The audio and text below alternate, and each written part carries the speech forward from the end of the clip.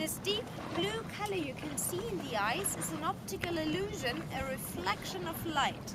To understand that, we need to go a bit back in time to your school education. It's pretty basic physics. So as we all know, white light contains different wavelengths with different colors. In fact, all the colors of the rainbow. But only the shortest waves gets reflected by water. And the shortest ones are the blue ones, the blue light. So only the blue light gets reflected by water, while all the other colors can pass through, get absorbed, and this is why the ice is blue. The thing is that our eyes can see this reflection only in huge amounts. So in fact there is a blue reflection in this little iceberg as well. Our eyes just can't see it because it's not enough. You get exactly the same effect if you compare an ocean to a glass of water. The ocean seems to be blue, seen from high above, but once you take a smaller amount out of it, so a glass of water, it's transparent again. Same over here. And you can have a closer look later on, because there's certain areas where the ice looks a bit more white. And this is where there's little bubbles enclosed in the ice, and this means that the structure of the ice is looser over there, and the ice actually looks like snow, because ice plus air is snow.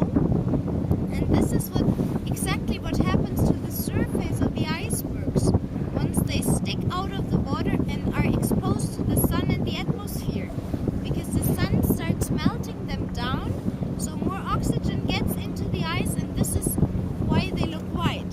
So you can actually always tell according to the color how long the ice has been sticking out of the water. The shorter the period has been in contact with the sun, the bluer it is. Because if it's exposed to the sun, then it starts melting a lot faster. And this lagoon itself is actually only 80 years old. So still in the year 1932, this whole area was still covered in glacier. So the 6 kilometers between the glacier tongue over there and the bridge where we came from was pure ice, and then warm and salty ocean water started coming in over here and melting down the glacier, and this still happens right now. The glacier tongue Jökulsárlón retreats with an average of 150 meters a year, and this means as well that the lagoon is getting deeper and deeper. It is already the deepest lake in Iceland with 260 meters, but the fjord under the glacier continues for another 20 kilometers, and the deepest point which was found in it is 300 meters below sea level, and it's going to be revealed anytime in the future because the glacier is retreating so fast. The steepest point of Iceland is going to neighbor the highest peak of Iceland, to be found in the mountains behind you. It's actually Europe's second largest active volcano, and the highest peak is named Jökulsárlón and is 2,110 meters high.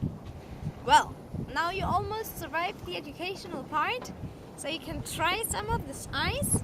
It's actually very popular to serve in drinks, because it's so compact that it melts down 5 times slower than normal ice you would usually get from the freezer. But I won't serve any beverages with it, I'm afraid. So it's rather just going to be ice on the rocks. But nevertheless, you can try some fresh ice, even though 1,000 years old. And I'll tell you, when we see some seals, we might be lucky. There's been a lot in the lagoon lately. And otherwise, thank you very much for your attention. And if there's any questions